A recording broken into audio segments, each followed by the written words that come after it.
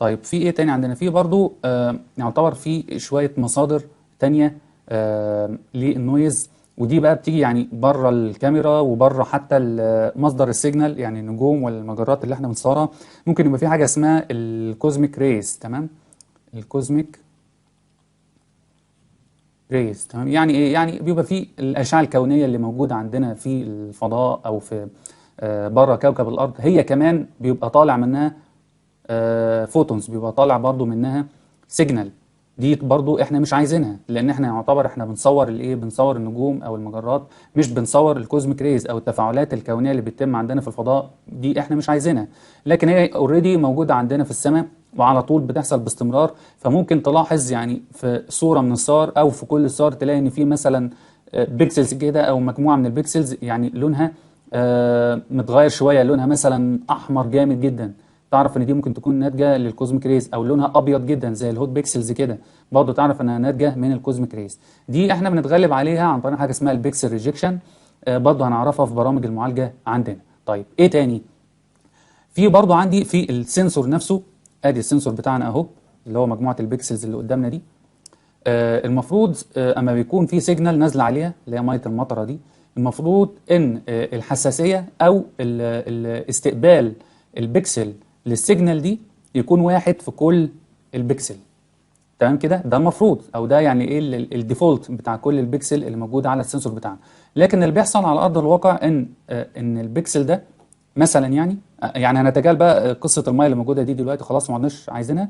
هنتكلم دلوقتي ان استقبال البكسلز دي مثلا اكتر شويه من البكسل اللي هنا، تمام؟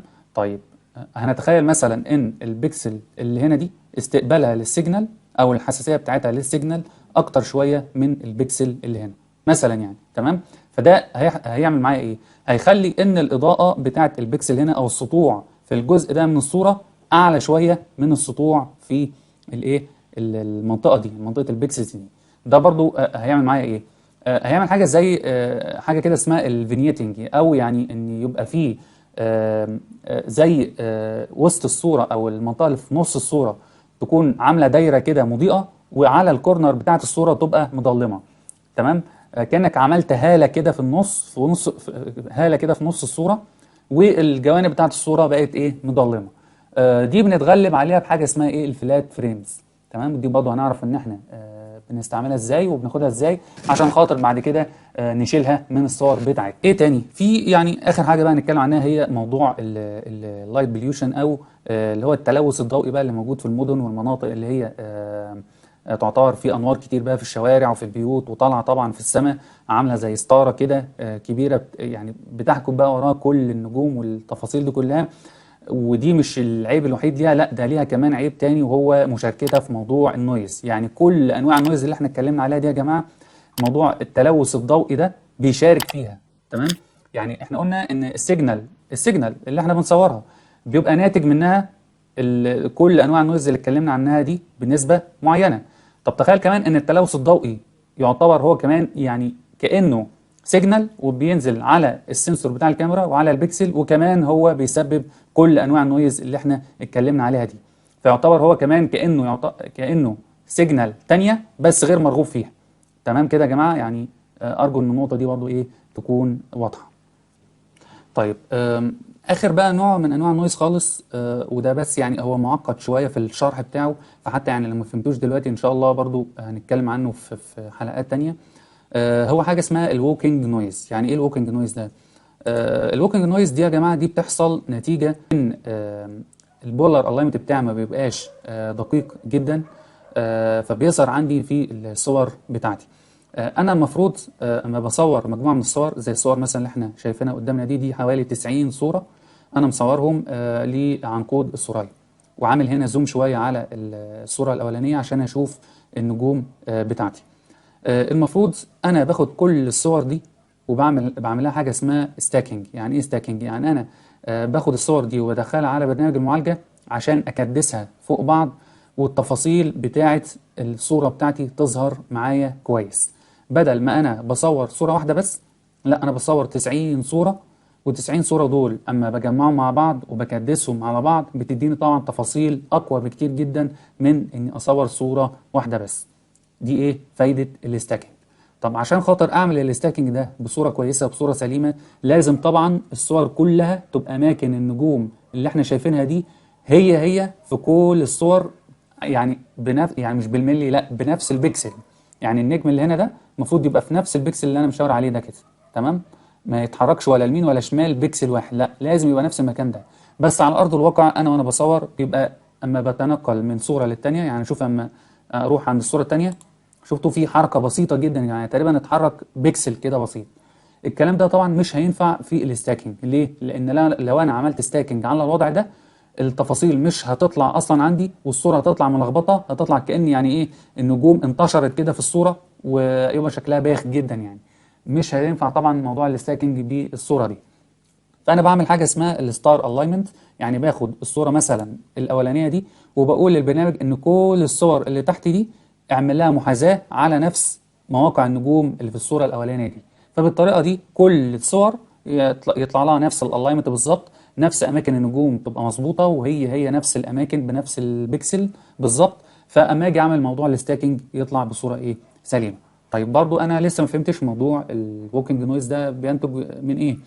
انا ما بعمل بقى الستار الاينمنت وبعمل الستاكينج، المفروض ان النويز بتاعتي كانت بتطلع مثلا جنب النجم ده كده، نتيجه لان البولار الاينمنت بتاعي ما كانش ايه مظبوط كويس قوي، فبتطلع زي ايه زي نويز كده جنب النجوم هنا.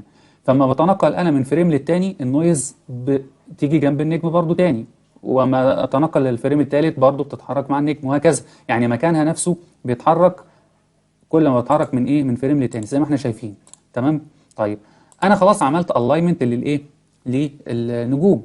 طب كده النجوم اتثبتت اماكنها، يبقى مين بقى اللي هيتحرك معاها يا جماعه؟ النويز بقى اللي مكانها هو اللي هيتحرك من ايه من مكان للتاني. طب ممكن نشوف شكل للوكينج نويز دي؟ تمام، ده الشكل بتاعي يا جماعه. شايفين اماكن النجوم خلاص اتثبتت، وانا عملت خلاص ستاكينج للصوره بتاعتي. اهي دي الصوره بتاعتي بعد ما عملت لها ستاكينج، يعني مالناش دعوه بالحاجات اللي ظاهره دي دلوقتي، الصوره ما اتعملهاش معالجه، بس يعني انا خلاص عملت ستاكينج. فشايفين بقى الخطوط دي النويز خلاص اتجمعت مع بعض وعملت بقى الخطوط اللي احنا شايفينها دي، عشان كده بنقول عليها اسمها ايه ووكينج نويز. طيب انا بتغلب عليها ازاي؟ بتغلب عليها ان انا بعمل بولار الاينمنت مظبوط، وبتغلب عليها برضو باني اعمل حاجه اسمها الديثرنج، ودي هنتكلم عنها قدام شويه برضو. ديثرنج ده يعني احنا هنشوف هنا، يعني لما نيجي نمشي من الفريم ده للفريم اللي بعده شفتوا في حركه عنيفه كده حصلت، غير الحركات الخفيفه اللي كانت بتحصل في الاول دي. يعني دي حركات كلها خفيفه، لكن في مثلا انا جيت مره واحده في حركه عنيفه كده حصلت. فالحركه العنيفه دي بتنقل النجوم مسافه طويله شويه نسبيا، فبتدي فرصه لبرنامج المعالجه انه يشوف الووكينج نويز دي ويحددها ويحدد اماكنها ويشيلها في الاخر في وقت الستاكينج، تمام؟ ده باختصار موضوع الووكينج نويز. طيب هنيجي بعد كده نستعرض بقى موضوع ايه يا جماعه؟ موضوع الستاكينج، وقد ايه هو بيفرق معايا في موضوع ان هو بيشيل النويز اللي عندنا. هنيجي نتكلم على اول نوع خالص من انواع النويز، وهو البايس نويز اللي احنا اتكلمنا عليها في بدايه الفقره، اللي هي قصه ايه ان يبقى فيه شويه ميه هنا في التانك باقيين في الاخر بعد ما بفضي التانك، لازم يبقى فيه نسبه شويه بتفضل معايا في كل بيكسل وفي كل مره انا بصور فيها. وقلنا ان البايس ده لازم يبقى موجود عندي، بس نتيجه لان كل بيكسل بيبقى فيه قيمه مختلفه من البايس ده بيظهر زي باترن كده عندي. ده خاص بالكاميرا بتاعتي، وهو ده اللي احنا شايفينه قدامنا اهو يا جماعه، تمام؟ ده كده البايس عندي. اما باجي اعمل البايس فريم، ده شكل النويز اللي بيظهر عندي، ده كده البايس ايه البايس نويز.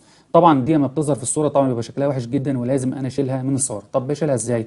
بعمل حاجه اسمها البايس فريم، ودي بتبقى عباره اني بغطي الكاميرا، بحط الكفر بتاع الكاميرا على العدسه، وببدا ان انا اصور على اقل شطر سبيد عندي في الكاميرا، وليكن مثلا 1 على 4000 او 1 على 8000، اقل شطر سبيد خالص عندي. وبصور على نفس قيمه الايزو اللي انا كنت بصور بيها اللايت فريم بتاعتي. يعني مثلا لو انا بصور على ايزو 800 يبقى البايس فريم برضو اصوره على 800، لو بصور على 1600 يبقى البايس فريم برضو بتاعي يبقى على 1600، تمام؟ وببدا اخد فريمات بتاعتي وليكن مثلا في حدود، يعني كل ما بكتر طبعا كل ما ده بيبقى افضل عندي، اخد مثلا ممكن 50 او 60 او 70، وببدا اعمل لهم هم كمان برضو ستاكينج ال 70 فريم دول، فبيطلع لي اللي هو الماستر بايس اللي قدامي ده. وهنشوف برضو قدام يعني ازاي بنعمل ستاكينج للبايس فريم ده، بس انا هنا بستعرض الموضوع بشكل سريع، تمام؟ طيب خلاص انا خلصت اللي هو الماستر باس ده، ابدا بعد كده اخش على نوع تاني من انواع النويز، وهو الدارك كارنت نويز.